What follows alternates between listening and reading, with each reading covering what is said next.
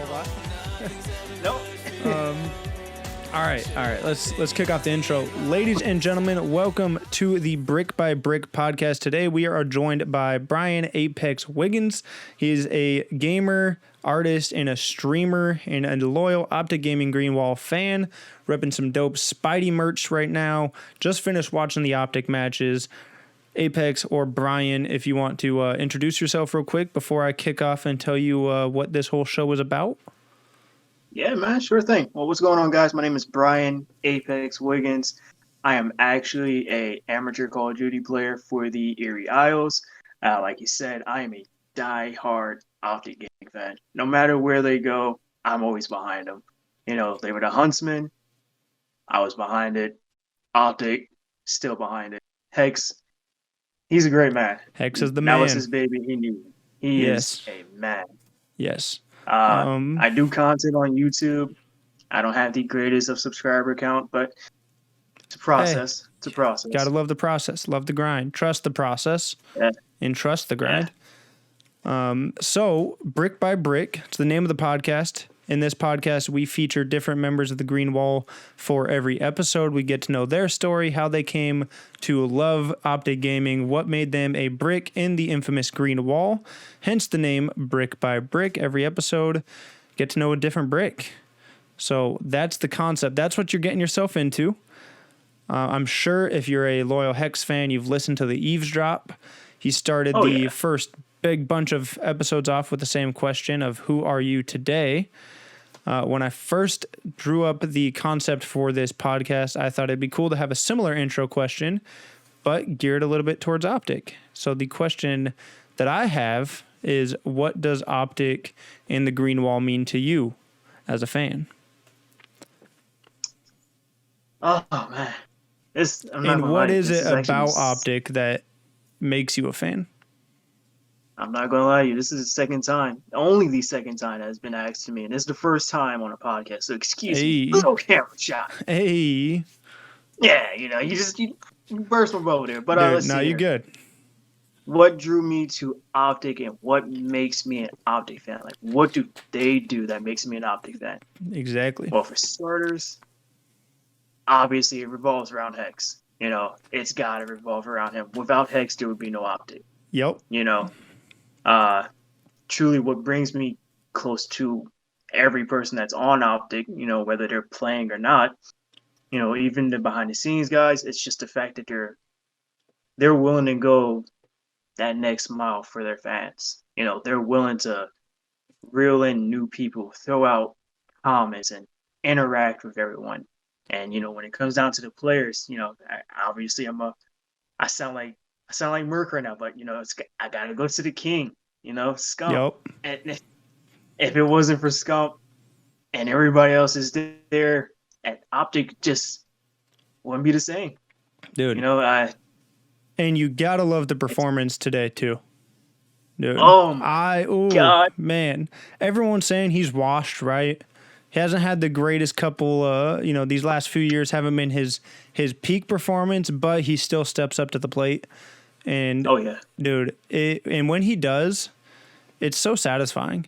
It's so satisfying knowing it's like I grew up a Lakers fan, right? That's same there. Hey, same there.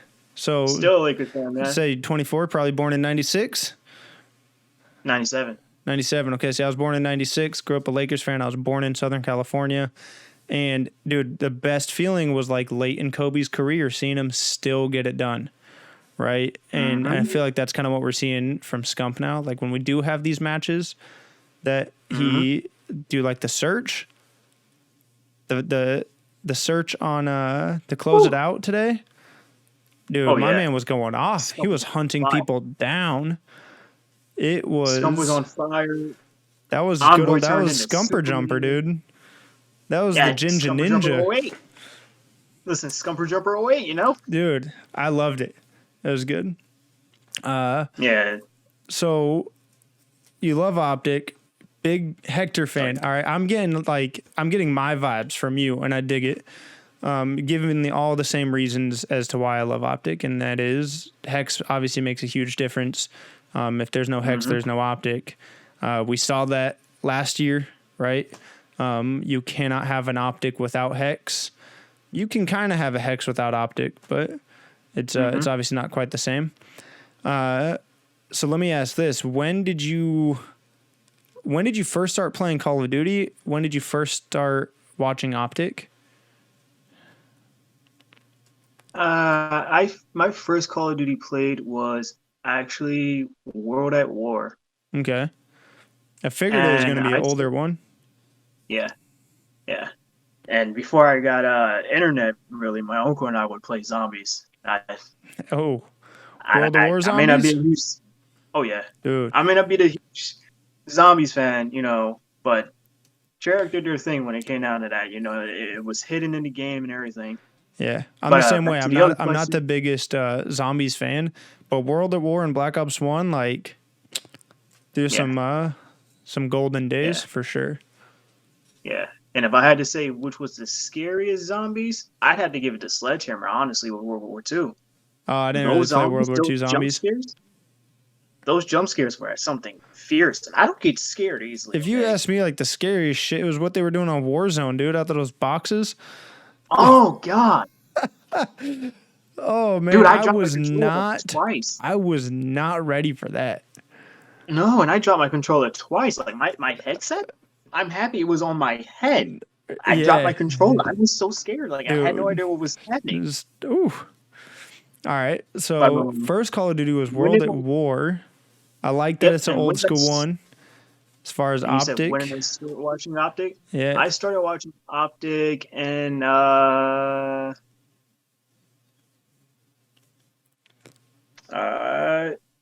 got into Call of Duty when it was still kind of the MOG primetime days. Mm-hmm. So that was mainly like BO2, especially when Scumpy went off with that Scorpion. Well, you're talking cross-map kills with the Scorpion on Slums? Oh. Is that what you're talking about? Yes, it is. Dude, staple memory. Dude, Puckett. He's screaming at that mic. Puckett's voice. Yeah, dude, okay. I feel like we're going to have a lot of, like, old school vibes in this one. Oh, yeah. I kind of was, when I saw that you were 24, I kind of, like, assumed that already. Because, like, all right, if he's been playing Call of Duty for a while, then I know it's going to have a lot of old stuff like that, which I dig it because the last two episodes were the opposite of that. There's a couple of really, really new OpTic fans, so it's going to be cool to get the full spectrum. We're talking a 10-year gap, though. Two 15-year-olds for the last two episodes, a couple 15-year-olds, and then bringing it back to, I think you're the oldest guest now. I think about it. I like it. We're getting a whole spectrum of OpTic fans in this show. Nice. So to give you some insight to myself, my first Call of Duty technically was Big Red 1. Rented that as a kid, but then didn't really touch Call of Duty again until Modern Warfare 2. I did play World of War Zombies at my friend's house. Just that first, was it Noxter Toten or whatever, the first map? Yeah. I remember playing that at my buddy's house, but like I didn't really get Call of Duty and start playing it till Modern Warfare 2. And very shortly after, like almost at the same time, I'd say within the first like month and a half of getting that game is when I got into OpTic. My friends introduced me to sniping and quick scoping, and OpTic was one of the biggest sniper orgs at the time. I remember watching FaZe kind of come onto the scene with trick shotting. Just like literally get into OpTic, and then like FaZe came right after I got in to watching them. And then I've kind of been watching them ever since. Continued to watch as they got more into competitive. COD XP 2011 was the first taste of comp that I got, which was obviously not really true competition the way it was all ran. It was definitely like an all-star tournament type deal. The first like official match I watched or official event I watched was UMG Chicago 2012. I got hooked after a hijacked hardpoint match where it was a bit of a comeback against Complexity. Nothing too crazy, but like enough to get my attention. And then I just watched all that year. Very big staple memory is the Aftermath Search and Destroy Round 11 Scump 3-piece. Oh man. Yup. Oh man. $20,000 round, Golden Discrepancy. Boy and Benson casting. Yeah. So just to give you some insight, like I said, to kind of how I got involved with them, started becoming a fan. Yeah. So when you started watching them, like, was for me, like, it started as sniping and then eventually, like, I got into the competitive side. Was yours pretty much like always been the competitive side of it? I mean, for me, I grew up trying to do trick shots. When I first saw OpTic pop up, it was probably like the very first time I saw them pop up in my YouTube feed was probably Modern Warfare 3. Mm-hmm. So I was trying to trick shot all in that, obviously due to FaZe, because they were just all over the place. Oh, Everybody yeah. was rocking a FaZe clan tag here and there. Ill So I was like, cams oh, left and right. yeah, everybody's getting trick shots and cross map knives and wall bangs out the ass. So I'm just like, okay. But I started I started playing, and I didn't realize I was playing against people that were trying to go pro because they kept having MLG in their clan tag and on their clan on their emblems and everything. So I'm like, Mm-hmm. what is MLG? And I found out it was Major League Gaming. I was like, well, that sounds cool. I'm gonna find out Right. what this is The about. majors. Okay. And I started looking into it. I'm like, I've got to watch this. So I'm Then assuming like obviously, in pubs you were pretty good. I'm I was fairly decent. Back then we didn't have to really worry about a skill-based matchmaking. Yeah. Now with everything matching up against how I am, it's like It's pretty competitive. Yeah. I feel like I'm in the CDL now. Like, Yeah. No, I just what am made I that doing? assumption because, like, I mean, no offense to anybody, but I don't imagine there's someone going like 2-15 every match and is like, yeah, I'm gonna try to go pro. Yeah, Like most of the time, it's people that are starting, they're pub stomping and it's starting to get too easy, and they're naturally competitive people, maybe played sports before, and like now they're just trying to pub stomp, but on better players, I guess. yeah, That's like how I got into it. It was like pubs basically started to get a little boring, and then I watched that UMG Chicago match.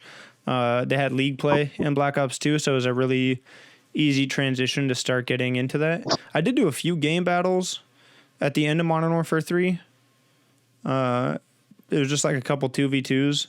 Got my ass kicked. Whew. It was brutal. I think I've never reset my record. I think I can go back and look, and I've got like, I think I'm like 0 and like 20 or something. And MW3 2v2s. It ain't pretty. Oh man, I think the last time I touched game battles was when game battles was still up and running, which was on World War II actually, and it was myself, my cousin, my best friend from high school, and a couple of other friends. I made a clan, and I was like, guys, listen, we keep talking, we want to do this, we want to make money doing it, just because we enjoy it. It's not even all about the money; it's just because we enjoy the game. Yeah. So instead of just having that mindset of saying, you know what, I just want to do this for the money, how about you just go in there with the mindset of having fun? Mm-hmm. If we win and we, climb our way up the ladder and we come out on top and we win that $2,000 prize pool, great, cool. If not, try Who again. cares? Yeah. You know? It's just like how Merc and Maven said today. It's a game. Just like for 100 Thieves when they took that L. Yes, who was it that had to sub it? Temp? Temp. Yeah. You Yeah. know, yeah, granted he hasn't played with the team, so he doesn't know their new lineup that they want to run, not Mm-hmm. everything that they want to do. So at the end of the day, it's it's a video game. Yeah. Go Go out and out there, have have fun, fun. right? And It's like, that's all you gotta do. maybe win, but you win some, you lose some. Obviously, Yeah, OpTic, you can we just lost some last week, but hey, we lost six. celebrating this week. That's all I'm Oh yeah, saying. We having a good time we're this on week. a nice little win streak right now. Yeah, no, it was dude, they were such good games today. Oh yeah. So good. I feel as if all three series today were great series to watch. FaZe coming back after that weird loss that they went through. Yeah. It's again still probably the weirdest loss that I thought was ever going to happen to them. If anything, I was hoping the Human Turret himself, Octane, and the Surge were going to do it, but Right. that's fine. Dude, You know, as much as I love the current OpTic lineup or in the off season, I really wanted Octane. I mean, I love Dashy too.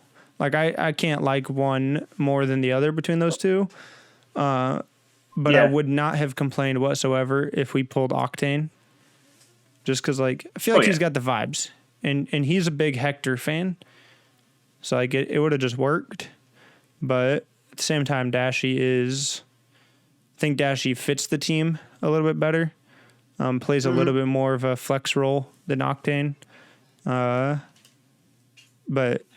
yeah, I could go either way. All right, so you first started watching in Black Ops 2. Do you remember the first, like, tournament you watched or the first event?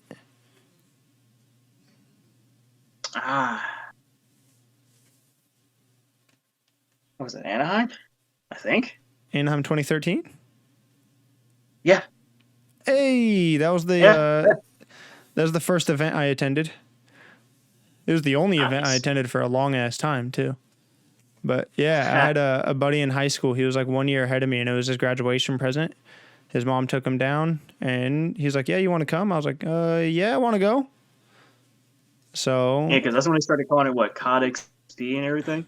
COD XP was the first like champs, first $1 million prize pool, and that was in 2011, before Modern Warfare 3 released. They played Modern Warfare 3 in the tournament, but it hadn't come out yet. Black Ops 2, that was when that was the first year it was called COD Champs, but it happened in like March, I think. Yeah. COD Champs was like late March for a couple years until the CWO. Well, it was weird because like you'd have the biggest tournament of the year and then you'd continue doing tournaments after that. Like, imagine if any other sport did that, right? Imagine if you had the Super Bowl 2 months into the season and then you just went and played a bunch of normal games. Like, after the Super Bowl, it'd be fucking weird. Be super weird, actually. Yeah. Like, I'm glad that they wait now until the end. Yeah. As much as it was, like, cool to get that big of a tournament so quickly, it just makes more sense to do it at the end of the year after all the teams have figured it out. And since it was like franchising, the league has gotten super competitive. Like, I feel like there are way more close games between all the teams than I would expect. Like, even like the random teams are having some really, like, I mean, the upset, right? Gorillas. Who the fuck are the Gorillas to take out FaZe? Like, I mean, we all know who Apathy is. You know, that's Daddy Apathy, but still. But like, who are the rest of? Yeah, like, that's not a team that you expect to take out. Like, they're a good team. You just don't expect it. Yeah, you don't expect them to take out a all-star lineup that the FaZe have. Like, and it is really starting to take on the traditional sports model of any team can win on any given day. Like, it just matters who comes and shows up today. Yeah. Like, which is cool. It's getting super competitive. I'd like to see them, bring in a few more spots within the next year or two. But and I think we're seeing it, like, especially this year with how many people have like been brought up from challengers and stuff, and like substitute like Diamond Con. Who else? ASIM. There's ASIM. I mean, not ASIM. I think the Mutineers got Awakening. Venom. Awakening's had two great years, and he was like, who the hell was Awakening before the league started? He's just like a top 10 amateur or something. Like, I literally don't know who he was. I mean, hell, Mac wasn't even supposed to be on New York, but he got drafted right into him. So I think we're seeing that there's more players out there that could be pro. There's just not spots yet. Yeah. And as we bring on, more spots to the league, you're going to see, dude, oh man, the competition 5 years from now is going to be insane. I just hope we get to go back to having actual LAN events and not everything online. Let me ask this then. know? Next question. All right, I talked about my first event. Have you ever been to an event? Unfortunately, no. No. The one Man. event that I was almost capable of going to, the tickets sold out like the moment I went to check out. I was Damn, what event was it? I actually cried. It was actually the first event for last year. Actually, I actually had a whole weekend off and everything. The rocker one? The Minnesota. Yeah, Minnesota Rocker. So they opened last year, right? Yeah. Yep. Damn, I know a couple people that went to that event. It looked badass.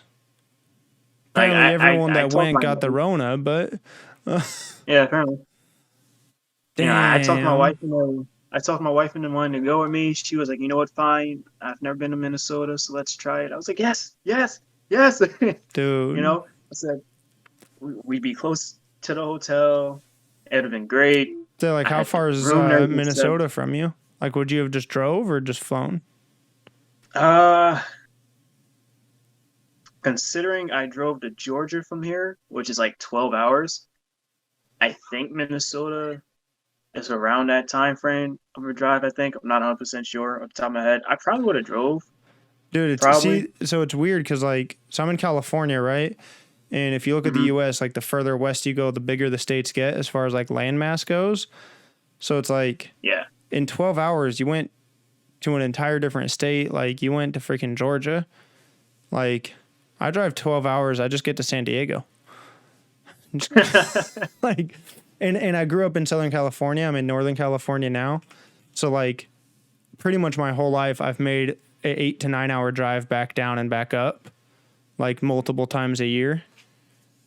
So it's weird because like that distance of a drive seemed just like normal to me. And some people are like, right. yeah, like that's a long drive. That would take me like 3 states out.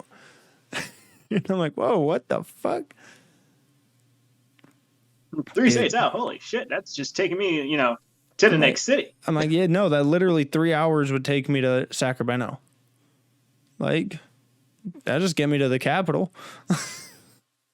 In Texas, I'm thinking about moving to Texas in a year or two. I'm gonna go scout out Frisco, see how it is. I'm not gonna lie. I thinking about it. It's a lot. It's a lot of space out there. It's a lot of space. It really is. It's a lot. I don't want to say cheaper, but it's a lot better bang for your buck than California. California is just stupid expensive, and it is becoming an esports, specifically a Call of Duty esports hub in a lot of ways. And not just Frisco. Frisco's like obviously where OpTic is kind of creating home, but like you have the Empire in Houston, you have the Arlington Arena or whatever, the esports arena in Arlington. Like the state as a whole is doing a lot for esports. So I feel like it would be cool there'd be more opportunity to connect with people and stuff. Oh yeah, I mean, especially compared to where I am now.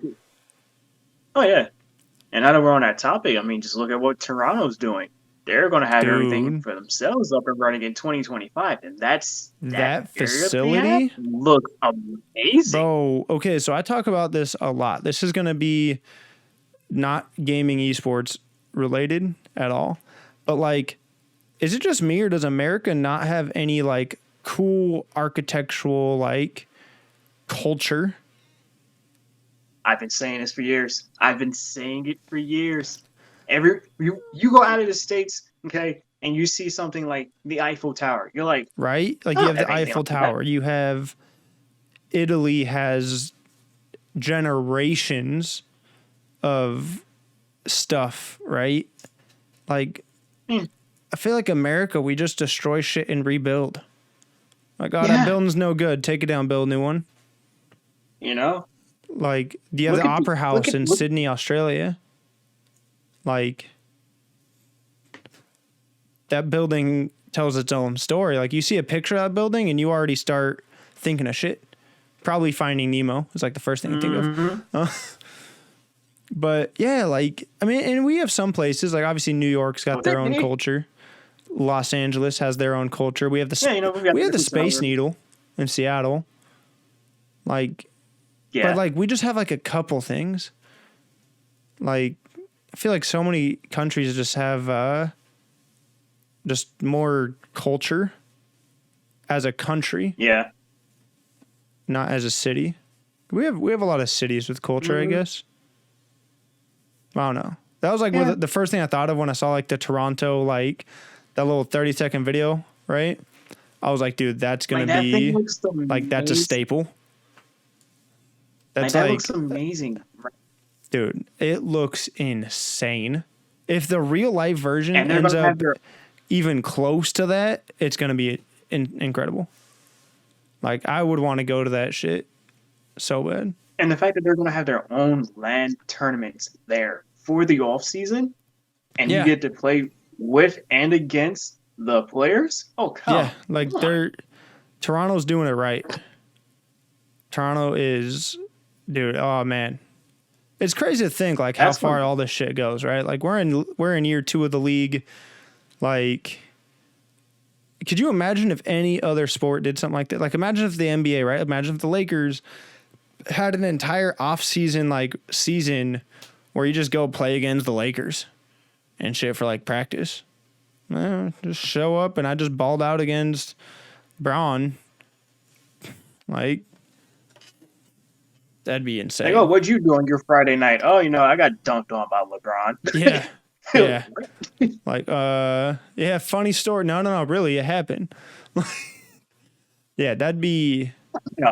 that's like the one thing that's cool that I think that Call of Duty is doing a mostly good job of is we're taking bits and pieces of traditional sports and integrating them. I think there's parts of that we're doing too much that we can break out. It's like, dude, we're forming a new league. We can do whatever the hell we want. Like, there's some things I feel like we're trying to do too traditionally. Like having matches this frequently. Like, it's good for competition, but I do miss the old MLG days sometimes where you had like a couple months leading up to Anaheim or up to MLG Dallas or Ohio. Yeah, you know, like those build-up matches that you just see the little previews for like these 4 teams or these 6 teams here, Yeah. one winner. You know, little things like that. Well, I mean, I get that it had to evolve, but at the same time, you have some people like ourselves who look back at the golden age of actual elite, you know, major league gaming setup. Yeah. You know, like when everybody was actually forming into themselves. And I think the other thing too that the league is, they're definitely like improving on it between last year and this year, and I think they'll continue to improve. But like the amateur scene, one thing that was beautiful about Anaheim was it was an open bracket tournament. You could go with your random group of friends and you could make your way through the open bracket, and like next thing you know, you might get noticed by a pro player, or you might break into the pro bracket. Like, that's something that they don't have now. And yeah, we still have some challengers players being brought up and stuff, but I think that they need to do, and it might be different, you know, once we have LAN again, but I feel like they need to do something to highlight and get even more amateurs exposure. Yeah, I kind of miss watching, you know, amateurs just being able to, you know, the pros get a little break here. You know, they get like a 2-hour break, and it's just strictly amateurs just grinding out against each other. You know, they had their own little bracket tournaments, you know, best of 3 here. And then if you win, you go up. If you lose, you go into your losers bracket automatically. You got to start playing your way through. Mm-hmm. And then people get noticed like, hey, if they win this game or if they lose, put that guy to the side or pull those 4 to the side. Yeah. Let's talk to them. Like, hey, like, let's build. Yeah. Like, that's, I'm curious to see how because they've done like I said, a little bit better job, I think, between last year and this year. They've already started to make some subtle improvements. But I think they can do more, and I'm excited to see what they do. Like, what is more. All right, let's spin this thing back on track a little bit. All right, so we've talked a little bit about OpTic. We talked about a lot of stuff already. Oh yeah. You've never been to an event. I've been to 3 events now. My first one was Anaheim 2013. And then I went 6 years before showing up again.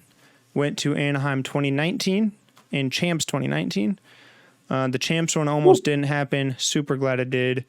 Definitely an insightful event, to say the least, as far as myself and like what stuff I want to do. I tried to compete at one point. Didn't have a super consistent team.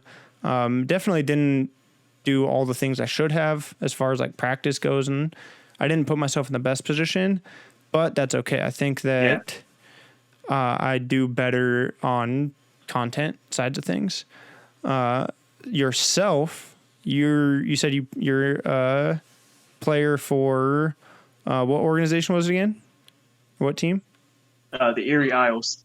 Okay, Erie Isles. So for those listening, as someone who is an amateur player, like, do you have any advice or anything for anyone listening that is looking to compete more?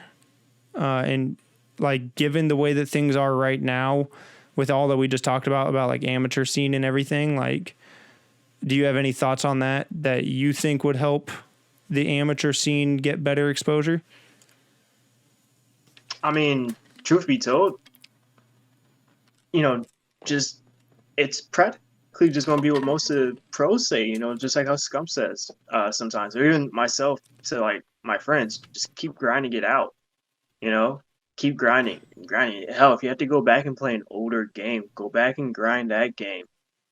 You're just so familiar with something that you like to do. If you feel like you can run a flex, an AR and a sub at the same time, then make a custom class with both classes, Give yourself that AR and sub class setup. Give yourself the just sub or the AR, Don't be afraid to, put out an application to an organization. The way I found my team, funny story, I was on Facebook and their group is called the Esports Company. And I was like, screw it. I'm going to try it. Clicked on it, did my application, picked the Erie Isles as the team I wanted to be a part of, and sure enough, I got a Discord call with a bunch of other people, and I got invited into the team. Now, have I played with anyone yet? No, I've played maybe 2 games, and that was just to help them practice for their scrims. But the fact that I'm a part of a team, like that's like step one. It's a stepping stone. Yeah, it's a stepping stone right there. For sure. Because it's like I tell myself, at any given moment, we never know who could be watching our streams. Mm-hmm. At any given moment, Hex or somebody could just stumble upon it. And hell, Krem6 himself could stumble upon one of our streams and see that we're, scrimming, doing a game or a tournament. And next thing you know, you get an email, you get a Twitter message, you get a FaceTime, something from somebody. Nade shot, for all I care. Yeah. That's how Nade Shot got his guys back. Nade Shot literally went out his way and FaceTimed everybody, Mm-hmm. And I just feel as if you want to do it, put your foot in front of the other, put that control in your hands. Nobody's stopping you but you. See, now if you have a work schedule, yeah, that's partly of what stopped me mainly. My work schedule. I work Monday to Friday, so when I get off, I'm tired. I don't have time to play. So it's busy, and they're very open with that. If you can't play, let us know. If you're only free on the weekends, let us know. We'll schedule something with you. See, I think all that is good. I definitely agree with everything. Obviously, like work, like same. I wish I could be grinding out content all the time, but it doesn't work like that. Life catches up with you. Things get busy. But I think it is also, you do have to put yourself out there. Email organizations if you need to, find a group on Facebook, like do what you got to do. Hop in a few different Discords and, grow yourself that way, interact with people. I think also like if I was trying to compete now, assuming I had an actual squad to grind with, one thing I think I would do a lot more of is proper practice, not necessarily just scrims, but like go through, learn the timings on the map. How long does it take to get from A site to B site? How long does it take from your breakout to get to a certain power position, right? Like how long does it take from if you spawn in on offense, raid, search and destroy, how long does it take you to go from the garage to top bedroom and get that angle? And then you know what that looks like from the defensive side. Like, can you beat them to that heady? I think I would spend a lot more time doing a lot of like nerdy stuff, learning nade spots, and then also watching as much pro matches as I can, and specifically watch the player that plays the same role as you. Like if you're a main objective player, don't go watch Formal. Like, is he going to be helpful? Is he a pro player? Sure. Is he going to be able to help you the best? No, you should probably go watch Scump or Envoy. You should go probably watch Simp. Watch someone that's in line with how you play. And as you said, also, don't be afraid to mix things up. I've been playing long enough. I know, like, I can throw on a SMG if I need to, but I am definitely a flex and main AR, a little bit of a slower player. But that's all. I've been playing Call of Duty for 11 years. Like, I figured it out. But if you're just starting out, if you're in your first couple of years, like, mix things up, change it up depending on who you're playing with. Like, as much as you love to run an SMG, if you have two guys on your team that drop 40 kills a game with an SMG, like, you got to go on the back seat and grab an AR for them. Like, stop trying to compete with people that are doing a better job. I mean, find the chemistry. When you look at the pros, it's sort of what the pros do now, you know? Yeah. Scump and Envoy, you know, they run around the most. You know, hell, even Simp and Abizi, they run around the most. Who sits in the back? RCs. Who sits in the back for OpTic? Formal and Dashy. Yeah. You know? Does Dashy run around? Yeah, he can run around. But he chooses not to sometimes. You know, you got to watch those longer angles because, like you said, you know, if you get to that heady, it's just like with the amateur that came out for Minnesota. You know, when we lost, you know, okay, he came out and he dropped like a 1.5 on us, I think. So he knew the head glitches. You know, he knew the wall bang spots. I would also I would pre-aim headies. Like, I would probably spend 30 minutes to an hour a day in private matches just running around the same corner pre-aiming the heady. Because, like, that shit, oh, man, the amount of clutch that could come in if you hit it right, like, not having to, you know, drag shot from over here, way over here to land that heady, like, you're dead by then. The guy's posted up with an AR, like, you're toast. I would spend more time on a lot of technicalities and stuff, and not, I feel like almost not as much time scrimming. I think it's almost like the same concept as someone that's trying to grow content wise, right? Or if you're a streamer, people think that in order to grow your stream, you need to stream 5 days a week for 8 hours a stream, 40 hours a week. It's like, no, the best way to grow your stream in today's day and age is on TikTok and YouTube. And then some people, like, they're going to follow you and eventually they're going to find you on Twitch. But if you're just sitting there streaming to 0 people 40 hours a week, that's 40 hours a week that you're doing nothing, essentially. Yeah. Speaking on players and play styles and whatnot, something I ask everybody that comes on, who is your favorite current OpTic member? And it could be anybody behind the scenes. It could be a pro player, like whatever. And then who is your favorite all-time OpTic member? It could be the same person. The all-time could still be on OpTic currently, or it could be someone that's left. But I think this is going to be interesting because you're one of the few people that's you've been watching them for a long time now. Yeah. So not counting Hex, by the way. I feel like Hex is the gimme answer, right? Because, like, there's no OpTic without him. So obviously, like, he is everybody's favorite. So not counting Hex. It's actually going to come off as a surpriser. I don't know if you caught the latest OpTic video that went up, but it's about Maniac. I was And gonna say the Maniac actually, one. yeah, and actually Maniac is he's kind of like an inspiration to me a lot more now. Yeah, Coming out and especially actually, after that video. yeah, I watched that and I got goosebumps, I got chills, I got and it goosebumps right almost now brought like talking about full, it. yeah, it almost brought like a full tear to my eye because his best friend was so worried about him Mm-hmm. that he can only think, you know, that one thing. And the fact that Hex went out of his way, when the 2019 season started, okay, and he was supposed to be a part of the Florida Mutineers, and Hex went out of his way and brought him back to his family, and everybody knew something was up still, and he sat there and he cried on that podcast.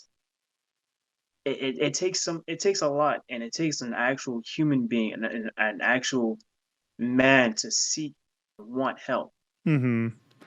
Dude, So like yeah, he's the he's couple like parts in my that video that hit me were Hex saying, "Let me help you," and Maniac mm-hmm, actually saying, "Okay." Like that's mm-hmm, huge. mm-hmm. Something that the guy that I recorded with this morning said. And for anyone listening to this in the future, this would have been the last episode. He said, when Hitch said, when he's talking about his journal or whatever, his diary, and he was Mm-hmm. like, "Don't fucking You die." better not die. You better Yeah, not fucking die. like those were two huge takeaways, and for me, it was actually Hitch throughout the entirety of that video. Hitch, just his face, his reaction, like it's like you said, everyone kind of knew something was up. I don't think But anybody Hitch just knew how bad it was. I think it and Maniac did a it good kind of job, like hiding it, kind of. yeah. It's almost like how the guy from Phase, how he had his downfall and everything. Oh, You know, freaking, who's that? Norton? not censor, not censor, because I know that's everybody's go-to is censor. No, not censor, guys. No, you It's talking? Is that Phase Rain? yeah, Yeah, yep, yeah. I've yeah. followed that loosely on Twitter, nowhere else really, but it has been good to see him do exactly what Maniac's doing, right? Which is getting help Hmm.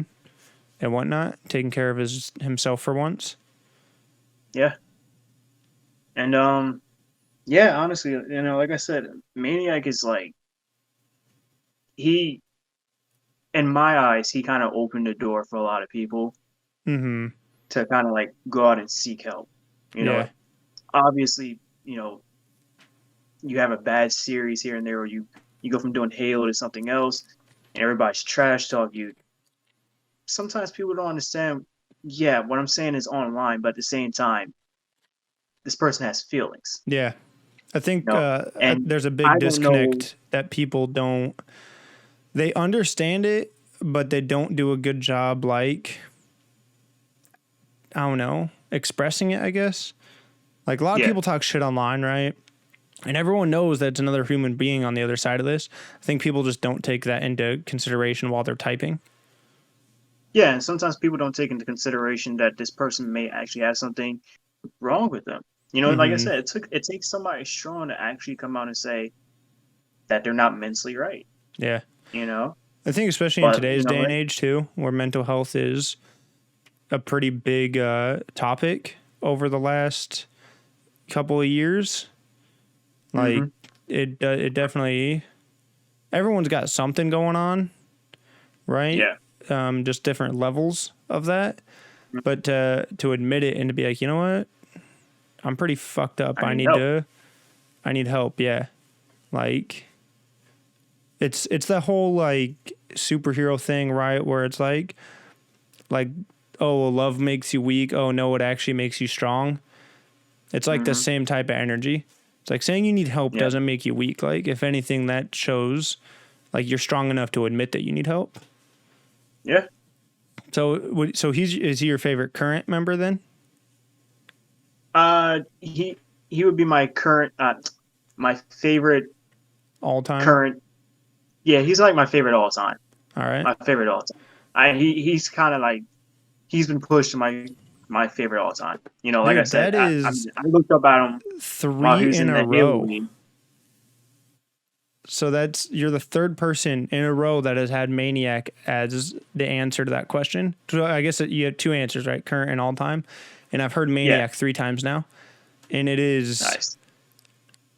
it's starting to not catch me off guard. Like the first time it was like blindside, like, oh, everyone expects me to say Scumpy, but like I'm going to say Maniac. And then the last guy said that, and then you said that. And it's cool. I think if Maniac ever sees this or ever hears it, it'll be super cool for him tim Yeah, I mean, it should, and if he does, you know, at any moment actually hear this, or any of the guys from OpTic, you know, I'm a huge OpTic fan, so truly everybody is like my favorite player. You know, I look up to Right, yeah. everybody that plays the game. Like, But I don't like, have anyone in OpTic that I'm like, I don't yeah, I like don't them. like them. Yeah, you know, Even I like Jay. everybody. I mean, fuck Jay, but I still like the guy. I still respect him. He had a huge part of OpTic. Like, Yeah, you know, Clayster, Krem, you know, I everybody got a that lot was of a respect for part those of guys. OpTic. Got a lot of Oh, respect yeah. for both those guys. So Yeah. favorite current member then? Favorite current, obviously everybody would say Scumpy. You know, Scumpy's the Which king. is fine. So, you know, I mean, yeah, like, he takes that spot. But if I really had to say, my favorite current would be Envoy. fair enough. It's got to be Envoy. Fair enough. You know, Envoy has been doing phenomenal things from Huntsman to now. You know, clutch and nade throws, and Arcloff peak over to the B bomb site. Yeah. I mean, the A bomb site, and then you know, just today, you know, his double kill as Superman. You know, that nice slide off the wing.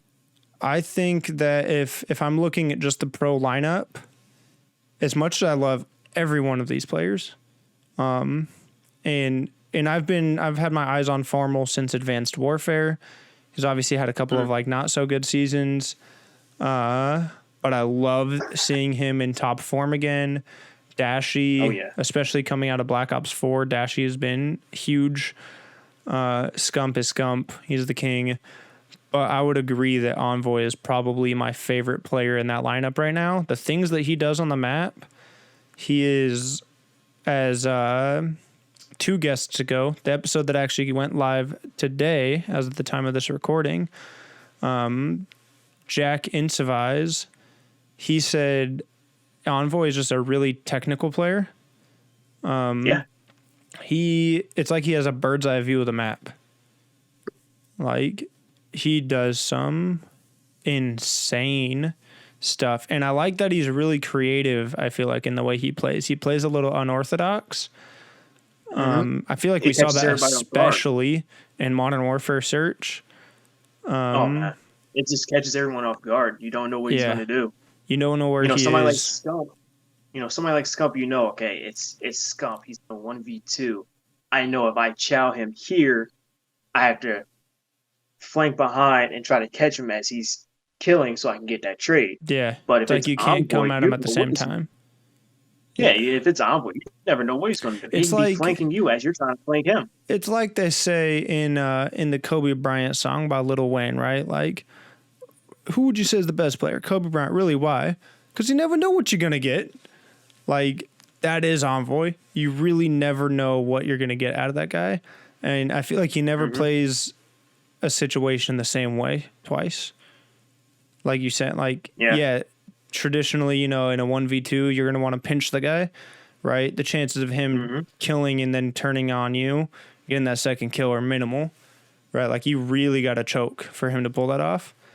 But if you come at him the same way, the way they did, the way that they came in on the raid today, down the stairs, you come down on Scump, like, you line up, he's going to get that 2-piece 9 out of 10 times. But it's like Envoy, like, you can approach him. You can come down the same way. He might get the 2-piece. You can come in pinching him. He might turn on you. He might not even fucking be there by the time you show up. Like, you might be jumping in to pinch him, and he's dumped out the window, and now he's flanking you. Like, that dude is just... I mean, let's just go back to the round 11 search and destroy against OpTic Gaming. Dude. Los Angeles, OpTic Gaming Los Angeles against Chicago Huntsman. Just talking about it, I've got goosebumps. Dude, again that round because I 11 listened to that. is Okay, an elite series. that is history. Yes. That was a great series. That was a great 10 games, okay, of just pure enjoyment. Yeah. Okay, and the Dominance fact that it from went to a both round sides. 11, Oh, you know, man. it went to a round 11, and the last two up was Envoy, a sub who picked up an M4, and TJ Halley. And TJ, sorry, like I said, if any pros managed to see this, sorry, but TJ, Iceman, you the got iced. Iceman. You got Cold as iced. motherfucking ice. He You got got iced. iced. Dude, that... Oh, man. It's crazier to think... We talked about this 2 episodes ago as well. Literally the same moment. It is crazy to think that since then and since Hex has got OpTic back, how much that round 11 made a difference in Hex reacquiring OpTic. Like, who knew? One of my favorite moments in Call of Duty history, which that'll bring us to our next question. All right. One of my favorite moments is Scump's 3-piece on Aftermath Search and Destroy against Complexity, COD Champs 2013 technically. $20,000 round of Search and Destroy. All right. And the King comes in to clean up shop, get the 3-piece. Who knew that there would ever be a round 11 with more on the line than $20,000? Like, you had an entire reacquisition of an organization on the line, essentially. We didn't know it, but that's what ended up happening. Like, that was for 3rd place too, man. That was for 3rd place. Insanity. So, next question.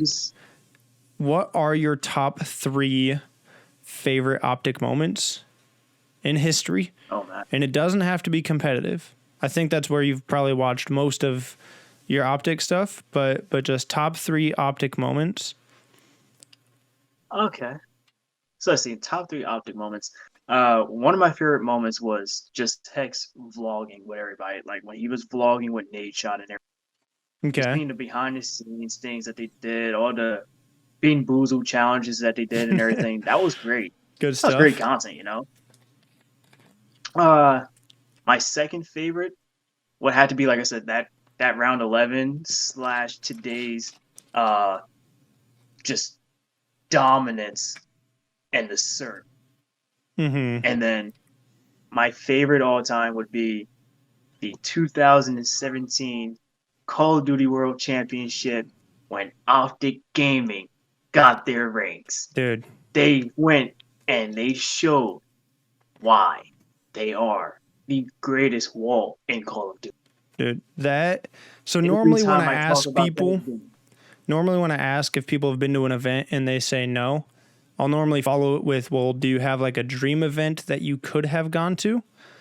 And my 2 is that one. If I could be a part of that crowd when we finally secured the dub, and pretty much any London event. London events just seem dope. Like London events. The crowd itself is amazing. Yeah, bro. and that's why I don't actually care about the event. I care about the crowd energy. Yeah. But the 2017,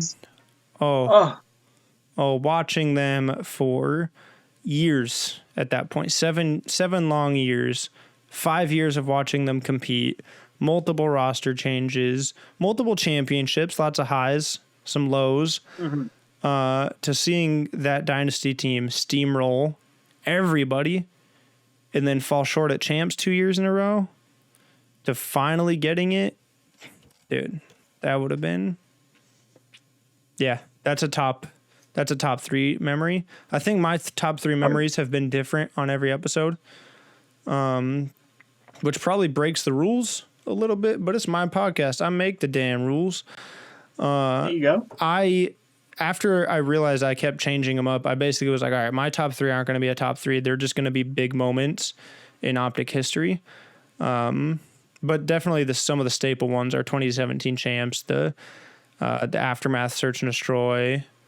Those are probably 2 of the biggest ones. What else? What else we got? Dashy's 5-piece.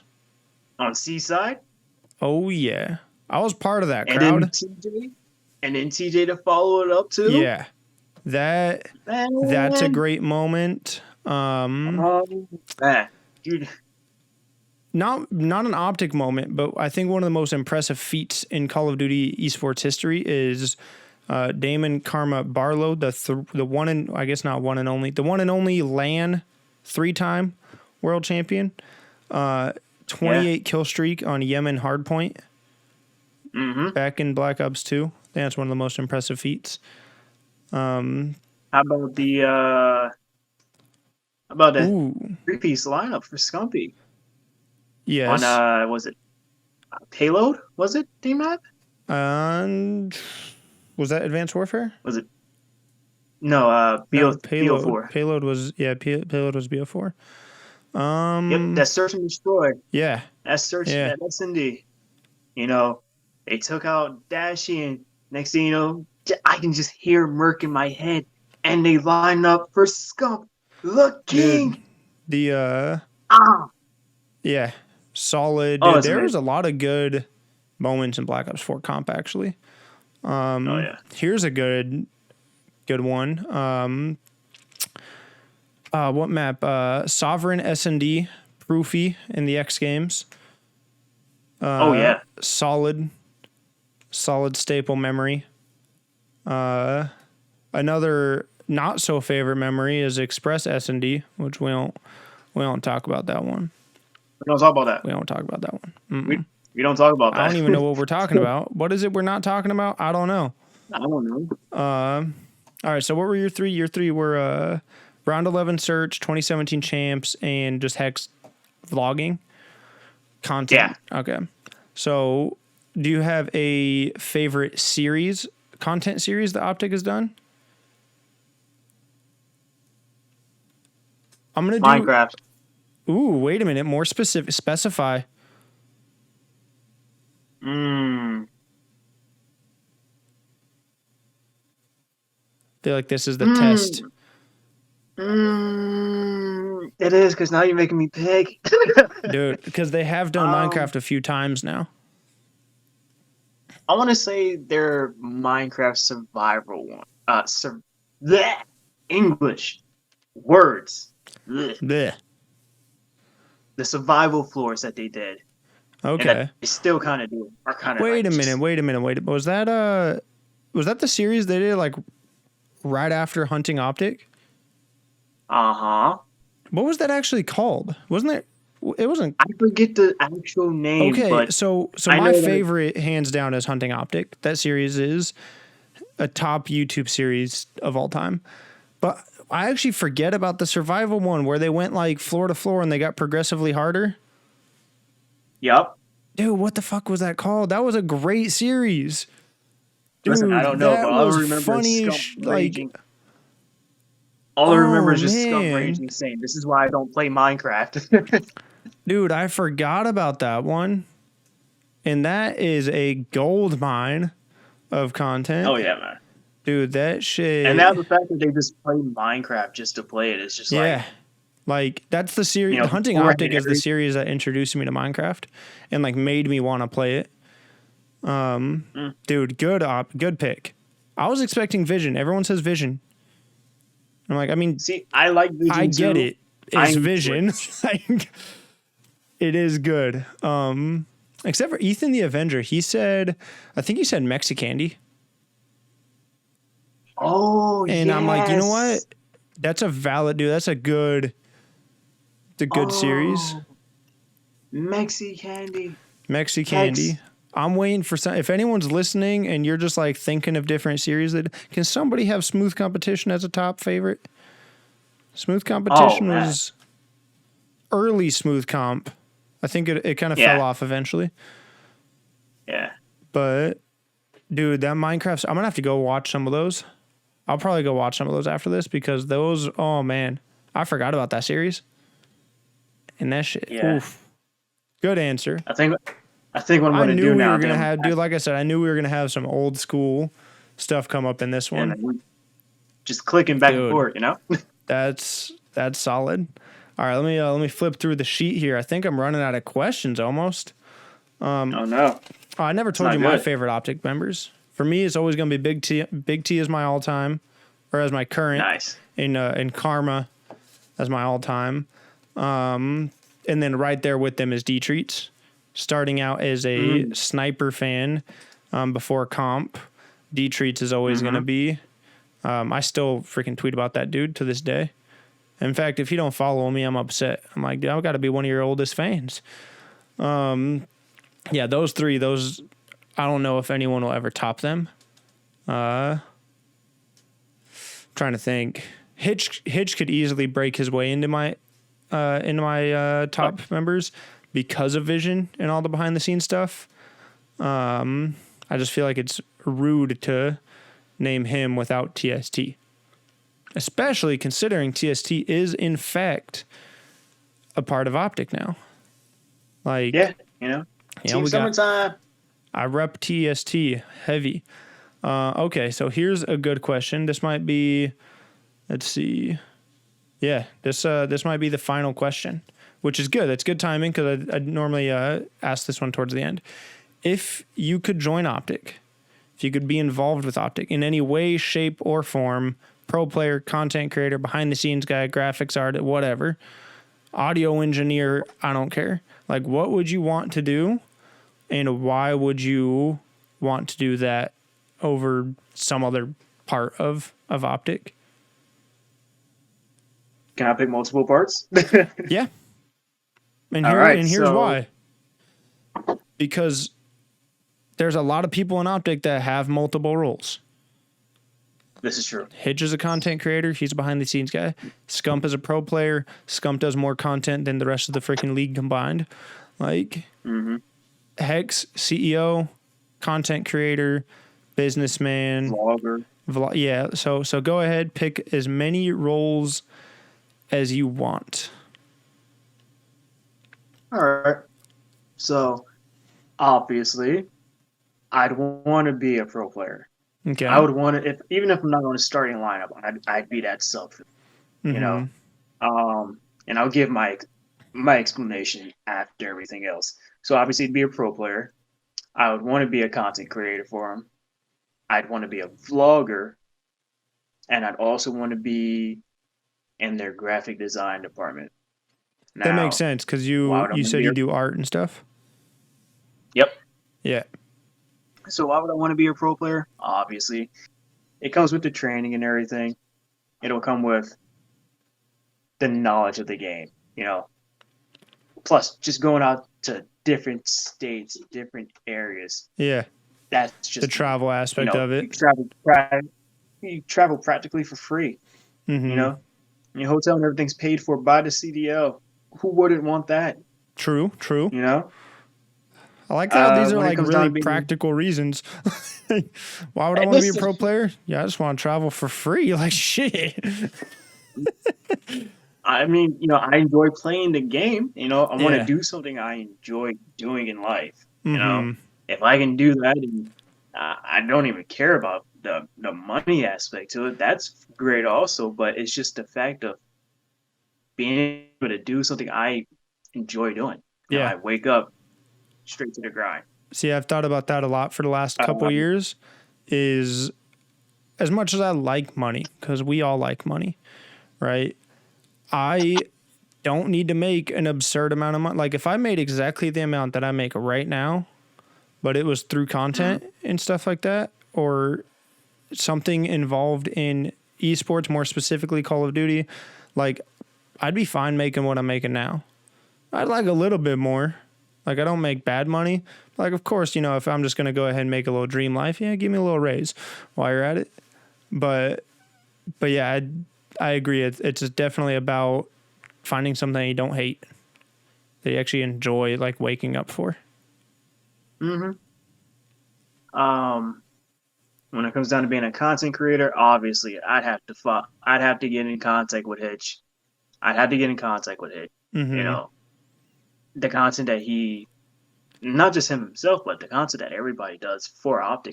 Even Dashy, he's been posting a couple YouTube videos here and there. So it's Envoy, Scump, It's just Scum's been on the he does what he grind. wants. Scum's He been does what he on that wants. grind for like his literal entire pro career. Yeah, Modern Warfare 3, dropping Moabs. Duh. Right. Yeah, like I said, I'd have to get in contact with Hitch. I'd have to. You know. Plus, just look at Hitch's swag. Dude, I, I think TST in general, but more specifically Hitch, has opened up my vision when it comes to like outfits and shit. There's definitely some stuff that I've worn that I'm like, dude, I would have never imagined that I'd wear some shit like this. Like, bro, did you see nope. the weird ass like sweats he was wearing in the Maniac video? Yes. Those baggy ass like MC Hammer type like. I was like, I didn't what? understand it at first, but I'm like, that just looks fucking great. Like, what I the? see. Like, Why can't I be like? I'm saying I don't think I would wear it. I don't think I'd go that far. But like, dude, Hitch actually has swag. That dude just wears whatever he wants. Mm-hmm. Let's see. When I it actually have a goes down picture to from, I'm pretty sure it was Champs 2019, where I am wearing almost a matching outfit to George. If you're watching on YouTube, I'll post it and then I'll send it to you afterwards. This shit's it's ironic that it was almost matching him. For me, I would, as far as being involved with OpTic, obviously like a pro player would be great, but Oh, yeah. the current state of Call of Duty and just knowing how much I'm playing and enjoying the game the last few years, I don't think I'd care to compete. I'm super competitive, but like I just get bored of Call of Duty within like 2 months for the last few years. And one thing I touched on this a little bit earlier of how Champs kind of opened me up to different types of content and like ways I would want to be involved. When I went to Anaheim 2019, I kind of vlogged it and stuff just on my phone, and it was all right. Champs 2019, I was like, okay, we're going to do this for real. So I bought an external microphone and a smartphone gimbal, and I didn't have a camera, but I had an iPhone 7 Plus. It's got a decent enough camera on it. And I vlogged with a smartphone gimbal and also got a lot of B-roll shots that were kind of more behind the scenes. Like, as much as I love being part of a crowd and like crowd energy, especially during hype moments like Dashy's 5-piece, right? When you hear that crowd go, like that, 3 kills, 4 kills, 5, like you hear the crowd, like as much as I love being part of that, at Champs, I purposefully pulled myself away from that and was like, okay, let me bring the camera out. Let me capture the crowd doing their thing. And let me be kind of like a Hitch / Roger and get footage for, Vision or whatever. And I just kind of tried that out for the first time at Champs 2019. And it was super cool. Like it was like since then, one thing I've been wanting to do, but COVID is obviously taken lands away from us. But I want to go to an event. I have a camera now.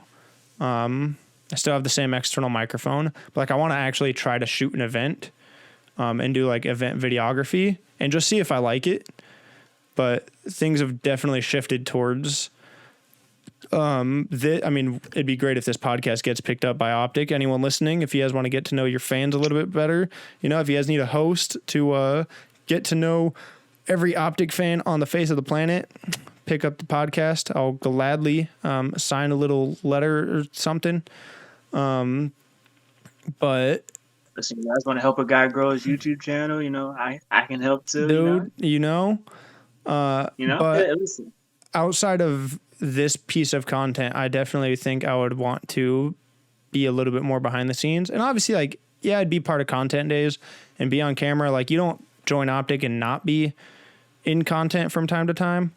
But my focus would probably be a little bit more behind the scenes. I did kind of cut you off a little bit right before you got into the graphic side of that. And that's because I wanted to hear you kind of talk a little bit about like art and shit. Like, do you do graphic design? Do you just do pen and paper art? Like, do you share your art on any, like on Instagram or anything? Yeah, actually, I have a couple of my pictures on Instagram. Um, my last Facebook was hacked, so they got everything on there, which pisses me off because I can't even get back into it and get Damn. my pictures. Yeah, but yeah, I share some of my stuff on Instagram. I'll send my Instagram later on after the podcast is done. But like, I do a lot of great things. I'm trying to like evolve into doing a lot more. Is I'm it actually in the process mostly of digital or do you do pen and I do paper? I do pen and paper. I've gotten back into digital only because I never really like trying to use a mouse pad to draw. Mm-hmm. I'm always want to try and like have like a pencil in my hand or something So you that just get like an iPad and a pencil, like, yeah, yeah. I think that's try to get something something like with, that. I think the technology's out now where a lot of traditional artists, it's easier to go digital now because you have that feel, Mm-hmm. right? Obviously, mouse, Mm-hmm. dude, I couldn't imagine. Like, I'm not very artistic, but I could only imagine how much of a pain it would be to try to draw with a mouse. It's difficult. Yeah. It is. I did do an intro But I'm to wondering. digital art class last semester or last year. And just like using the Wacom tablets, like there's a weird delay in like the pixels, like where the actual thing touches and like where it shows up on screen is like a little bit off. Mhm. I feel like if I was artistic and tried to do it, I would definitely go iPad and Apple Pencil and just go and Procreate. But yeah, I did like 2D animations, just regular drawings. In high school and middle school, practically all my life, really, I was drawing. Mm-hmm. So, when I got into my middle school, it's fun story. It's actually the Cicely L. Tyson School of Performing and Fine Arts, Okay. and that was actually the third school that she made because she had a middle school, but that got shut down, and then she ended up making an elementary school, and then remodeling and remaking her middle and high school together. Gotcha. So like throughout my sixth grade year to my 12th, my senior year in high school, I was drawing and playing instruments. Gotcha. You So still play I anything? started.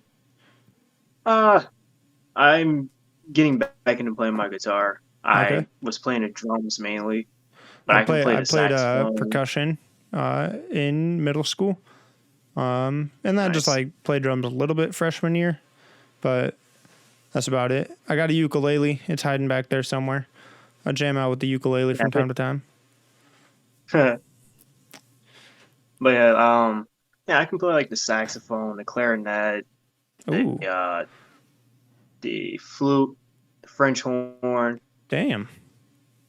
That's Yeah, I wanted to expand this way, what if for at any moment. what genre do you kind of play the most? Because in my head, I hear those instruments and I think Um, like jazz and like bluegrass kind of. I feel like like there's a lot of influence yeah, there with those instruments. Obviously you can use them that's elsewhere, mainly but what like I'm at with that's them. yeah, dude, that's dope. It's different too. I feel Yeah. like a lot of people currently, if they're trying to do music and stuff, like obviously hip hop is huge, and people try to make beats. It's either I feel like it's either Hmm. that, like they're trying to do either rapping or making beats, or they're in a rock band. I feel like no one really pursues outside of that. I don't know much about country. I don't really like country music, but I feel like people don't really touch into jazz and stuff, and like, which I don't know why they're fucking great music. Like, Exactly. did Like there are you? time frames where I'm at work and I just listen to like 10-hour streams of jazz playing in my ears. And mind you, sometimes I'm not even at work for the whole 10 hours, but I just let it play. Yeah. Have you watched the Disney movie Soul yet? Yeah, What do you think of that? I actually enjoyed it. Yeah, so it's pretty I good. actually enjoyed I it. just thought of it because it's like all along these same routes and everything. It was pretty good. Hmm. Like at first, I was like, okay, what's going on with this movie? But by the end, I was like, damn, like that movie cut deep. Hmm. Like that movie was not your traditional Disney go happy feel good movie. That shit was like hey, by the way, this is real life. We're going to sit down. We're going to have a little chat about real life. That movie was, damn, thinking about it, actually, I watched it a few months back and like revisiting it right now. Dude, that movie cut deep. Yeah, I mean, if you remember Up, and this is jumping off topic, but if you remember Up, Yeah. like you literally saw the couple growing up together, and then it was just him by himself. You're Then it like, was wait, just what happened? gone. Done. And it's like at any given moment, at a snap of a finger, Yeah. Just one of you is going to disappear. puts things into perspective for sure. Like, at the end of the day, again, it comes down to like getting up, doing something you enjoy, right? All right. I think that about sums it up. At the end of every show, I do kind of like a hot ones type thing. Give you a moment to shout yourself out on Twitter, YouTube, whatever. Tell people if you're making any content. You did say that you do some content right now on YouTube, so feel free to use this to talk to anyone listening and give yourself whatever exposure you want. All right. Well, I appreciate it. And you guys can find me on YouTube at Ap3x, Ap3x, Predator, Predat0R21. That's my YouTube page. I post clips of my best plays from Call of Duty, whether it's Modern Warfare and or this year's current COD. I've got maybe 2 or 3 vlogs up there, some really small ones. Just mainly me and my wife goofing off, or some updates on family issues that I was having and just my current state of health at the moment. If you guys want, you can find me on Twitter also. It's practically the same thing, except it's Apex, Ap3x, _ Predator, PRDAT0R21. And trust me, you know it's me. You'll see the Predator symbol, where you see the Predator and the Alien, as if it was Alien versus Predator Requiem. I'm a huge Predator fan, so I was gonna ask, are you a big Predator fan? I am. That's mainly where my name comes from. Hey, So gotta yeah. ask, did you ever And, play Ghost Recon Wildlands and take out Predator? I did, and it kind of hurt me because I'm a huge Predator fan, so I don't like taking them that was out. a hard ass mission. It was. Just It was throwing really that hard. out there. It took me way more tries than I'm proud of. Yeah. Continue though. Continue. So we got your YouTube, Apex, Predator, Ap3x, Predator, Predat0R21. And Twitter was the same thing, but underscore between Apex and Predator. You have TikTok, Instagram. I don't have TikTok. I've been told that I should make a TikTok, just so it kind of helps my YouTube page blow up a little bit. I would agree. I would second that. Yeah, I'm debating on it. If I do, trust me, my wife is she's gonna have a field day, sending me TikToks all day. I am in the process of reapproaching what kind of content I want to do on TikTok. I had 2 TikToks go crazy viral and boosted me from 63 followers to 13,000. And I didn't capitalize on it, but I still have a lot of followers and I need to get back on the TikTok grind. I just don't know what kind of stuff I want to post on there. But I did. One thing we were talking about at the very beginning before we actually started recording was Spider-Verse. When Kobe, R.I.P., when Kobe died, I made a kind of Kobe tribute video, and I was inspired by the Spider-Verse scene when Peter Parker dies and like everybody gathers around town hall or whatever. So I made that video and I shared a little snippet of it, like 10 seconds on TikTok, and it blew up. I'll send that if you want. It's definitely one of my proudest videos that I've made. Feel free to send it. All right. Were you about to say an Instagram, or do you not have a public one? I do. It's OG_AP3x. OG Apex. I believe it's Yeah, and I believe there's another underscore underneath it. It is actually a picture of me in a suit, and you can see like all sorts of memes and everything that I post on there, just for shits and giggles. Uh, Obviously you find some of my artwork up there also. All right. I just requested a If you follow. want, yeah, I was gonna say if you want, if you can't find it, I'll send it to you. If I forget anything, I'll probably send you some of the links that you can probably put in the description. Yeah. No, I'll be posting the links. Links are in the description of every YouTube. And if you actually go to the Anchor website with this, links are in the description of there as well for each guest. Awesome. So, yeah, the whole point of this is, again, to get to know OpTic members and kind of help everyone grow, too. Like, I would love to eventually, if this thing ever gets real big, for people to be able to come on here, talk about OpTic, because we all love OpTic. We're all part of the same brotherhood, right? And use that to gain a little bit of exposure themselves.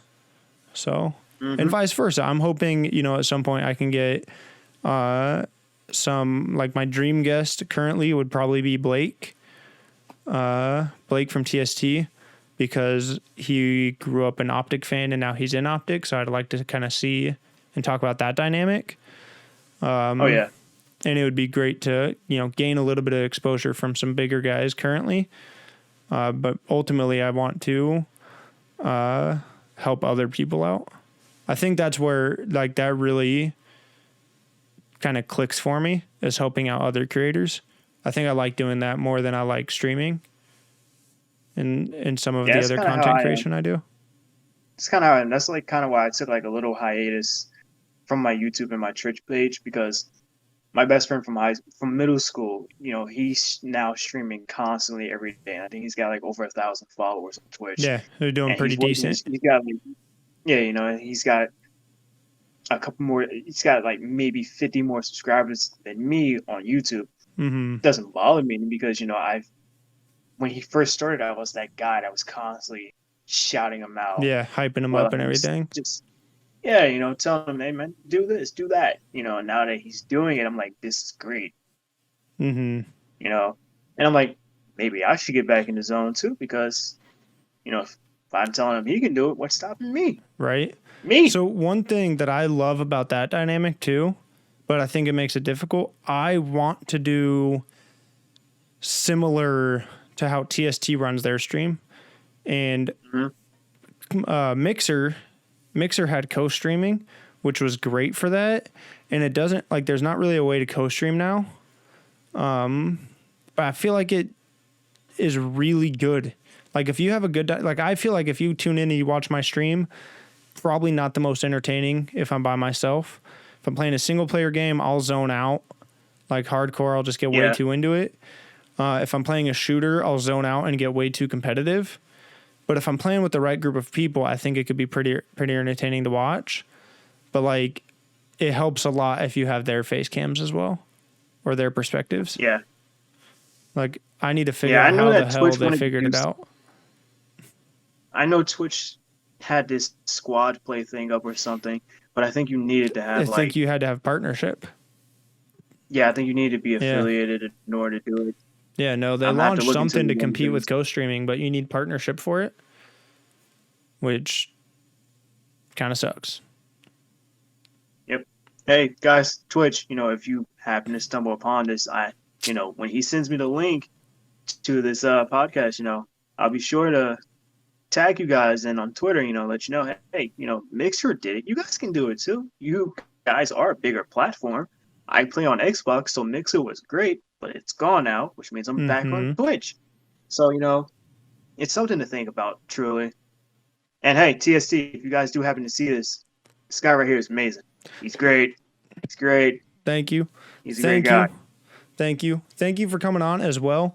Definitely appreciate you getting back to me, scheduling a time, taking time out of your day to be on here, talk a little bit about OpTic. Also a good day to record given the matches today. Dude, those boys got it. I think that's it, though. Thank you again so much for coming on. I'm going to hit him with the outro music. Everyone listening, I hope you guys enjoy the rest of your day, and I will see you on the next episode. I'm out. Peace. All right, guys.